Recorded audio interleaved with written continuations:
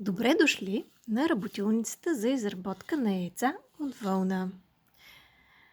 Това е първото видео, в което ще ви покажа необходимите материали. В комплекта на Art Club Titania ще намерите такава подложка, но ако нямате, вие можете да си използвате обикновена гъба или стиропор. Това са игли за иглонабиване.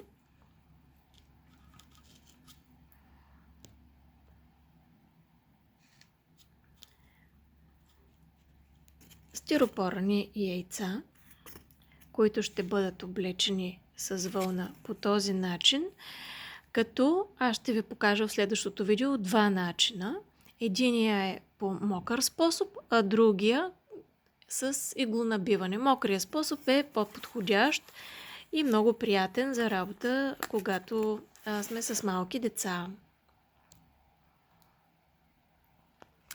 Вълната, която обикновено използвам, е изработена от социална и обучителна ферма Софера.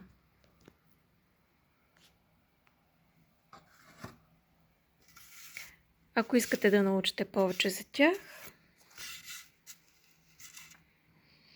можете да ги потърсите на техния уебсайт или в село Илинденци, Сандански. Те се занимават с биодинамично земеделие, провеждат обучителни лагери и също така правят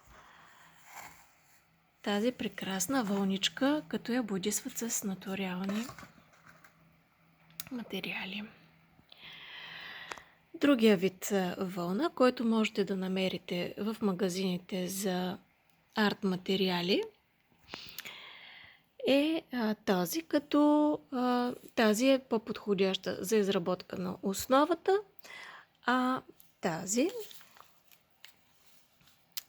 за украсата. Тази аз се наричам рошава вълна, а тази, която стои на дълги лентички, аз наричам вчесана вълна.